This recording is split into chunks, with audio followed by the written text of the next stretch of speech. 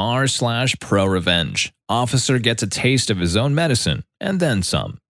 Honestly, I'm not sure if I'm posting this in the correct thread or not. I'm rather new to Reddit, and this happened some time ago now, but after sharing this story with a friend, he told me of this site and begged me to post it. I won't be getting too specific in case there's some unforeseen blowback, but here it is. Some backstory. My wife inherited a house and land and begged me to move there. It was somewhere I knew I wouldn't have anything in either of my fields for employment, physical security specialist and force-on-force analytics and planning. But she got a job offer in her field, wildlife management, at a salary that matched what we were currently making combined, along with an employment contract, rare in the US, control of her own team, and insanely good benefits. Since we have no children and I am the adaptable type and I could see this meant a lot to her, I agreed. We put our house up for sale and we moved there sight unseen.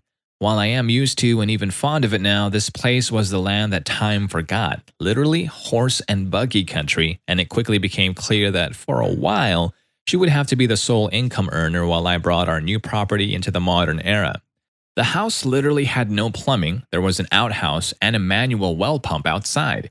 We decided to buy a used house trailer, place it on the southernmost part of the property, and live in it while I worked on the house. Now, I'm not from this area and the culture shock was intense. My wife had family from there and would spend a few summers as a child with relatives, so she understood the people better than me, and being the same height and skin tone, she was quickly accepted.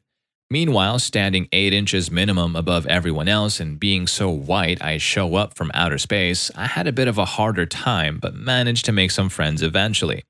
After some time getting everything updated, we came in way under budget since I had decided to learn the skills and do all the work myself. It quickly became clear that while our immediate area was lovely with good people and trusting neighbors, the surrounding counties had developed a meth/pill problem, and with all the industries being strict on drug testing once heroin came onto the scene, people were starting to make their way to our area for break-ins, carjackings, and even a few cases of kidnapping for ransom.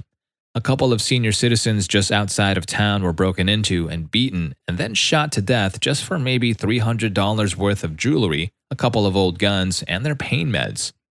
Seeing a need in my community, I used the leftover money we had and bought land in base flood elevation deemed unfit for development at a steal.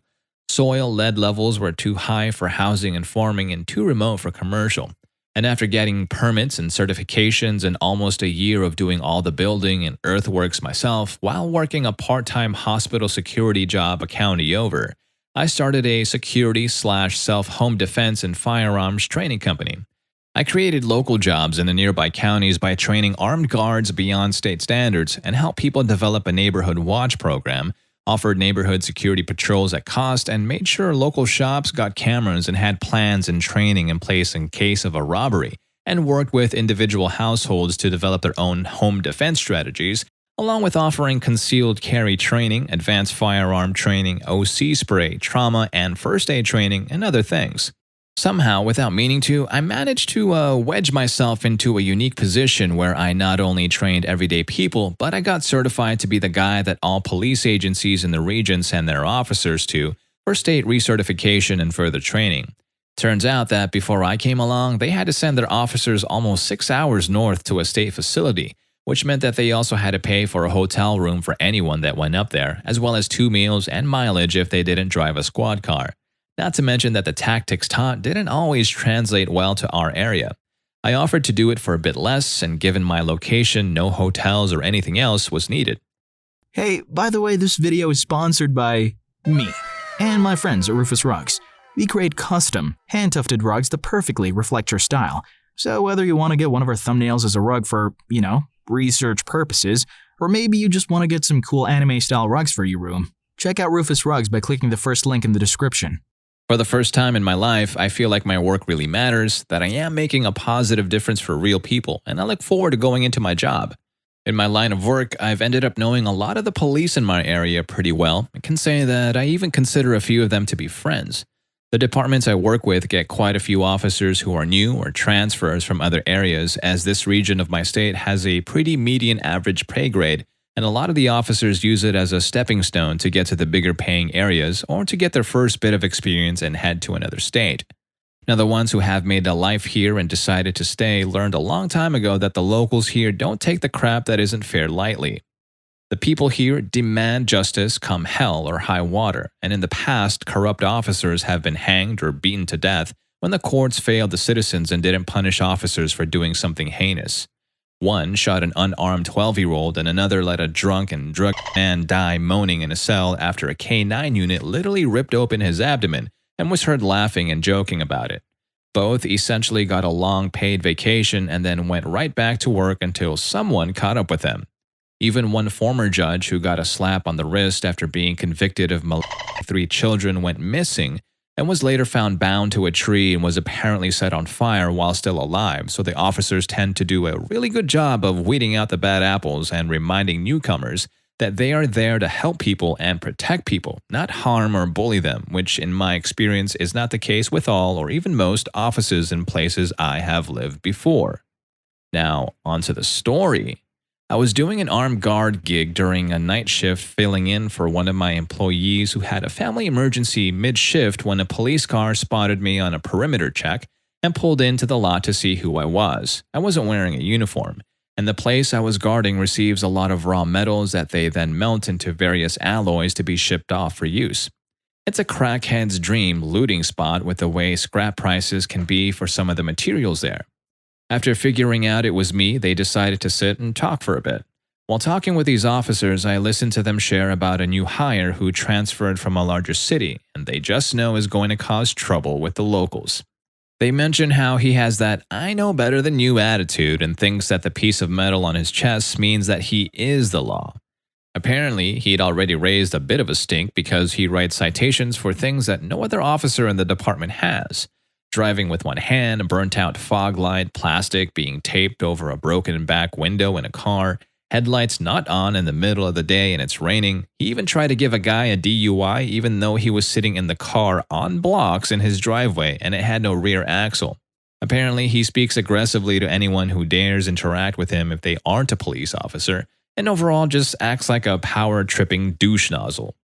The other officers have noticed that the locals have changed their demeanor towards them and seem more distrusting since this guy started, and they were genuinely worried that he would turn everyone against them. In the words of one of these officers, with everything in the news these days and the whole nation already being distrusting of us, I hope we can find something to set the bastard straight before he ruins the rep we work so hard to keep here. I like that people here will just come up and talk to me. It's the main reason I stayed here. So we brainstormed for a while about how to get through to Officer Douche and make him change his ways, or career, but eventually came up with nothing legal and had to go back to doing our respective jobs like adults. 2 weeks or so after having this chat and hearing similar things for other officers I know, I get my first interaction with Officer Douche. Now, I don't advertise my business on my work vehicle, and it is completely unremarkable, but all the officers I know can spot it somehow, so I've gotten in the habit of waving any time I pass a squad car. On my way to speak with a prospective client about a consultation for their home defense plan, this asshat pulled me over for waving at him when we passed each other on a 2-lane highway. He slammed his brakes on, whipped around in the middle of the road, and came flying up behind me so close I can't even see his headlights with flashing lights on and siren blaring. After enduring his frankly insulting lines of questioning with his hand on his pistol grip about why I felt the need to carry a gun, in my state it is required by law that anyone has to inform the officer, and him sharing his doubts that 99% of people probably wouldn't even know how or be able to use it. The goblin wrote me a citation for reckless operation of a vehicle, stating that he was justified in doing so because he saw me remove my hand from the wheel. Trying to be, diplomatic about it, I said, I just figured that you would appreciate a friendly gesture from someone today. I know I like when someone gives me a friendly wave. Then this absolute insult to humanity blows his frickin' gasket, gets in my face, yells at me, and threatens to haul my smart ass downtown and see how friendly I am when I'm hooked up in the back of his car. Says that if he felt like it, he could cost me more in impound fees and lost wages than I would make in a month. He has no clue what I do or where I work, then asked what I thought about that. At this point, I have an internal battle with myself, wanting to slam him to the ground and beat his skull open on the asphalt to see exactly how empty it was inside. But saner thoughts prevailed, and I simply handed him my lawyer's business card and stated that any further interactions we had would have to go through her. He looked at the card, called me a pussy, and told me to get out of his sight. Once I got moving in my car, I realized how angry he made me. I've spent years learning to keep my emotions to a minimum since it could cost someone dearly in my line of work, and this was able to boil my blood in just a few minutes. He wasn't a big guy, even for the area, and he didn't carry himself like someone who was confident of their skills. Being that aggressive and having his hand on his pistol grip for most of our interactions spoke volumes as to what kind of person this jizz stain was. What would happen if he pulled over someone who didn't have my level of control and acted like that, or worse? I decided that the officers I had talked to were defiantly not exaggerating, and this dick was going to end up getting himself or someone else killed or hurt, and something needed to be done about it. First, I went to court and showed my dashcam video, which got my citation dismissed. I took the rest of the audio and video to the sheriff of the county he works for and showed it to him. Then we had a long conversation. He agreed with my assessment of this guy, but said that he couldn't really do much but reprimand him for it, and admitted that he would love to just toss him out on his ass. However, he knew that the union would fight to prevent that, and at best he would only be gone a few days to get some training that would most likely go entirely ignored. He even cautioned me against filing against him because he figured the guy was the type to take it personally, and he didn't want to see anything happen to me. He promised me he would do what he could to get rid of the cunt, but in most ways his hands were tied. I could tell he hoped that the guy would just move on and become someone else's problem when his 2 years were up. I couldn't help thinking that if he's causing this kind of trouble already, it's only a matter of time before someone around here loses it on this douche and takes a swing at him. Then, even though the cunt deserves to eat his own teeth at least, some poor guy will end up with his life ruined or worse. All because Officer Douche has a badge and likes to wag his dick beater. Feeling as though there was nothing more I could do, I went about my business as usual for the next couple of days. Then, guess who came through my door to schedule with me for their recertification? He didn't know me from Adam and just swaggered about like he owned the place and crapped about this being a waste of his time and a bunch of bureaucratic crap. Now, I had a real Kodak moment when I reminded him of our last interaction. He tried to excuse it as just being by the book and claimed that his hands were tied when it came to the citation, and he only acted that way because I had a firearm and he was nervous about that gun, so he needed to assert his authority over the situation. By now, I had had a large portion of the people that live in my area come through for training, and most of them carried daily. Freak just confirmed my fears for me, and I was going to do what only I could do to lay those fears to rest. Cue ProRevenge mode. Already forming a plan, I told him that I understood completely and that I operate that way as well. Not even processing how that could affect him, the guy seemed glad to hear that, and we sat down to get his paperwork started. The whole time we are doing this, he's bragging and talking about how good a shot he is, and that he looks forward to the day someone wants to mess around and find out with him. Hearing the way he thinks made me both sick and angry. Yes, I carry a gun for self-defense, but I hope that I never have to use it. I spent years learning other techniques to lessen that chance after having to draw it once and built a career teaching others what I've learned. After getting all the paperwork sorted and scheduling a time and date, he asked if I could use my range to get some practice shots in. I even waived my range fee just to see this crap shoot. After going over the range rules, I ran him out at target at 10 yards and signaled the lane hot. He fired all 17 rounds out of his mag at a rapid pace and only managed to hit 5 on the target, only one of which was center mass.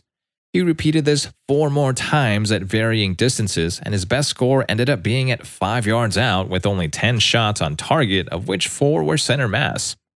I suggested he slow up his cadence a bit and asked if he wanted my advice. He told me he's forgotten more than I ever knew and to shut my mouth. So I did. Then he proceeded to run it out to 10 yards and shoot one at a time at a slow pace I usually only see from first-timers, and didn't get a single hit center mass. After seeing the 13-year-old girl a few lanes down from him load up and absolutely drill headshots at 15 yards with my range master instructing her, he made some excuse about needing his sights adjusted, then packed up, and the brainless nugget left thinking we were all buddy-buddy a few minutes later. The state certifications are a bit simple, so when I started doing this, I met with local union lawyers, training officers, and some reps for our area, and we came up with a standard that surpasses the minimum state requirements, which they in turn use to negotiate better benefits, so everyone wins. The standards we decided on not only test for accuracy, but also introduce a few real-world problems that the officers have to contend with. The first is done in full-duty gear with both hands on the gun at 10 yards. After running 25 yards within 2 minutes, you have to be able to draw your gun from the crouched cover, fire 10 rounds, reload a magazine loaded by me with a false round randomly placed in it to cause a malfunction, clear that malfunction, and get 10 more rounds on target from standing cover. The second is the same drill in reverse, but done with only one hand on the gun and in under 3 minutes. In both of these drills, 15 of the 20 shots must be within the number 8 ring of the target and all rounds must hit the target. And the third is a dot torture drill that must be cleared at 90% within 10 minutes, and you have 3 attempts at it. It doesn't sound too tough if you're an avid shooter, but trust me, under pressure, with your job in the balance, it can be rough. You see, the policy around here is that the county pays for your first test, and if an officer fails to recertify, then they either choose 2 weeks unpaid leave or sit at the office and do paperwork at reduced pay for 2 weeks, then they have to pay out of pocket to try again. Of course, it is encouraged that they come to me for help, but being that I am not a charity, some choose to practice on their own, which is fine. If they fail a second time, the sheriff can cut them loose without any issues from the union, and the officer has to wait 1 year to even be considered for rehire or relocate to a different area that doesn't have these standards, or the sheriff orders them to come to my training, and I work with them until we know they will pass. After that second failure, the officer's job lies entirely in the hands of their boss. Being that these tests are a bit tasking for most shooters, and even though I log way more range time than any officer I know, it helps when you own the range, and can still occasionally fail the dot torture drill, I will show mercy for most of them if they seem like a decent person who is just out of practice or nervous, and not being apt when it comes to scoring if they are close to a failing score. Counting line breaks as hits when I don't have to, forgetting to hit the stopwatch button if their cadence is just a second or two slow. I decided the moment he signed the papers that there would be no such mercy for this douche nozzle. I fully expected him to burn through ammo practicing at home after his last performance, and while I doubted anything was actually wrong with his sights, I wasn't willing to risk being wrong there when I had such a golden opportunity to do some true community service. I even bought a new set of digital calipers, deciding that if he was so much as 1/10 of an inch off of any shot placements at the line, I would mark them as a miss and prove I was just going by the book. My mind was made up that since I couldn't get this guy off the force completely, I would go by the book and at least get him off of any that were close to the people around me, and he would have to perform like an absolute pro to avoid it. So the day finally comes when he is to test, and he shows up wearing shorts and a tap-out t-shirt with only his gun and duty belt emptied out of everything else. No vest, no range bag, no radio, no eye or ear protection, no cuffs, OC spray, or taser. Not a damn thing that he knew he was supposed to have. After pointing these issues out, he huffs and says, "I brought everything that's important. Let's just get this crap over with." Mind you, I could have failed him right then and there for non-compliance. I had a copy of his signature on the paperwork stating he owned all required gear and would bring it with him for the test, and that he would be dressed to listed standards on testing day. But that just wouldn't have been satisfying enough for me. I wanted to make absolutely sure that anyone who looked into it would see that he himself was a failure, that this loud-mouth bolstering piss stain wasn't fit to the standards of his peers, and his mother should have swallowed him 25 years ago and done society a favor. Not that he failed due to circumstantial or bureaucratic crap beyond his control. I let the clothing slide and loaned him some rental safety gear which he complained about wearing but eventually put on. After getting it all sorted and noting all this in his chart, I let him take this test, and damn, am I glad that I did. If he hadn't made me see him for the piece of crap that he is, I would have felt sad for him. But as it stands, I'm worried I may develop muscle issues from holding back my grin. He failed the first test immediately due to just sheer ineptitude. When the buzzer sounded, first he tripped over his own feet and ate the ground face first, full scorpion. Then, after getting up and continuing while drawing from a crouch, he somehow managed to catch his front sight or barrel on his holster opening and sent his gun tumbling through the dirt, then fell over when he tried to lean over to get it. Losing control of the firearm is an instant test stop, so I sounded the buzzer. Holding back laughter and putting on my plate carrier instead of just a level 3 vest in case the fool fired a random round my way, I gave him a second chance even though I already had what I needed. Mostly because I wanted to have irrefutable proof he failed on his skills and not on accidental circumstances. While he managed to keep hold of it this time, he struggled to clear the misfire, costing him too much time for his slow cadence earlier. Only 2 shots were in the number 8, and 4 completely missed the target. For the first time ever for me, someone had failed the first test on all 3 metrics. I've had people come to me for the first time they held a gun or with a legitimate fear of guns who could outperform this arrogant twat waffle. After listening to him try to make excuses, whine, demand, and then beg for me to give him another chance, I told him that I couldn't and he failed, that my report was getting sent in and he would have to talk to his training officer and we could go from there. He exploded in anger and started calling me anything he could think of, claiming I was only doing this because of the ticket he gave me, part of why I wanted so much proof, and cursing me in some honestly creative ways while slamming his fist into my wall like a petulant tween and telling me that he was going to make sure you all regret this, while pointing at me and my staff in the other room. By now, a couple of my regulars, my range master, and the local brass goblin have all made it over to watch through the window and listen to the exchange. Knowing I have him on camera with audio punching a hole in my wall and I have witnesses, a new thought came to me when I heard him say this, and I decided to steer him just the way I wanted him to go. All I had to do was ask if he said he was a threat, and the crap responded with, "You bet your freaking ass it is," and to my surprise, reached out to give me a shove. I sidestepped him and he stumbled past, which pissed him off even further. I told him then and there to get the freak off my property and that he wasn't welcome back. I looked at the sack of crap straight in the eye and informed him that he just sealed his fate since now he would have to beg to be sent to the other facility, and I would make certain my report recommended he never work as an officer again. And should they ignore my advice, I would be raising my prices to better reflect the training they get here. He then decides to spit at me and swing a punch this time, not one to miss an opportunity, and easily outweighing him by 50 or 60 pounds. I raised my guard, and the moment his arm made contact with mine, I used his momentum and my muscle to send him over my shoulder and directly into the ground with all I could muster. I channeled my ancestors and the ancient gods of their homeland into that throw, fully intending to leave a Wile E. Coyote-esque crater on my floor.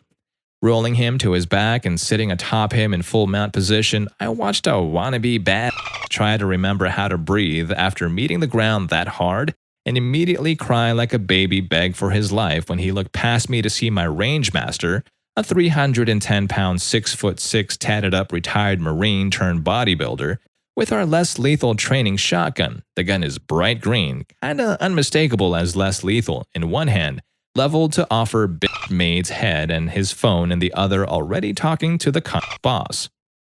Apparently, my range master had been watching everything from his office on the security feed, and when Officer Douche started punching the walls, my boy immediately picked up the phone and called the sheriff, grabbing the shotgun on his way out the door to us.